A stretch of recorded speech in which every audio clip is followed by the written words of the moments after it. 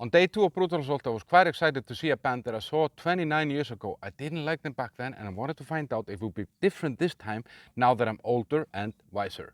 And there were also shows by bands that I had been told would be bad, but they turned out to be good, and then there were also some very positive surprises. So in this video I'm going to tell you all about this and which bands stood out on day 2.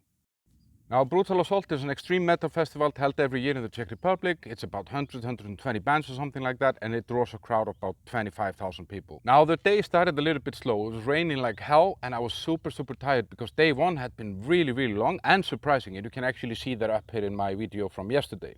So the first band that I actually saw was Incantation, death metal band out of New York, I think founded in 1989. I hadn't really been listening to this band extensively, so it was a positive surprise in a way that I actually really enjoyed watching them. And after that I saw Whitechapel, Madball, Forbidden, 1914, Carcass, Testament, Satyricon and Vomitory. Now what I like about festivals like this is that you always see some bands that you didn't even know they existed, you never listened to them before, and Madball was one of those bands. I just kind of went along because my friend said that he wanted to see 1 or 2 songs. We ended up watching their entire show and it was amazing, the energy, the crowd engagement. And that singer, he's just insanely good with the crowd. He jumped out there to the front and almost crowd surfed on them and stuff like that. It's music that I would never really listen to at home, but it just does something live that is different and it's magical somehow. And I actually think that every festival should have at least one hardcore band. There were also unpleasant surprises. Carcass, I've seen them 3 times before, always liked them. Yesterday, they just somehow didn't suck me in. I don't know what it was, you know, the band was good, all that stuff. But maybe it was the set list or something, but it just kind of failed to grab me in.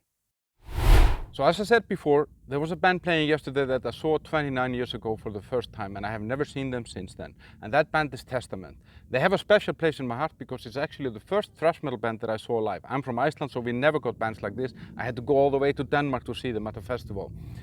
So they had a special place in my heart, but I had never really liked their music because I didn't like their show back 29 years ago. That music just somehow didn't stuck with me, so I wanted to find out it was different this time around. Unfortunately, this did not change my feeling. This band is maybe just not for me. I mean, their show was great, they're great musicians, the sound was good, all that, and other people seem to like it. It's just not for me. So this will probably be the last time that I'll see Testament. Now, I'd be very happy if you would like this video and subscribe to my channel. I also like comments, guys. I love the comments. Now, before I tell you who was best, I would like to give a shout out to 2 bands. First of all, Incantation. They were super fun, they surprised me, really good band. And then Vomitory, also a death metal band. And they just have 2 speeds, it's fast and faster, and they were great to watch. So the best bands turned out to be 2 bands. First of all is Madball. It was just insane energy, the crowd engagement, all the stuff. The sound was good, everything that a good metal festival needs, you know, like I would probably never listen to this music at home unless I would be very drunk and I wanted to trash my room or something like that. But I think I will always try to see this band if they come to a festival near me. And then the other show that I really liked was Satyricon. I had been told that I didn't really need to see them, that they were no fun. And I'm not sure fun is necessarily the right word to describe this music. It's just somehow so interesting in many ways. I mean, for example, I don't get it how somebody can drum on those time signatures that they have, because it's kind of all over the place. And the songs are really diverse and they kind of take you different places emotionally and stuff like that.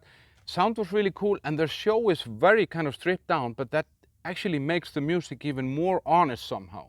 So Satyricon is definitely a show that I think I will always remember. I mean, check in with me in 10 years, maybe that will have changed. And the bands that I'm looking forward to seeing today are Aborted, Toxic Holocaust, Left to Die and Candlemass. I'll be very curious, guys, if you are at the festival, tell me what you think. And if you see me, talk to me. A guy did that yesterday, one of the subscribers from the channel, and I love that it happens. I love to speak face to face.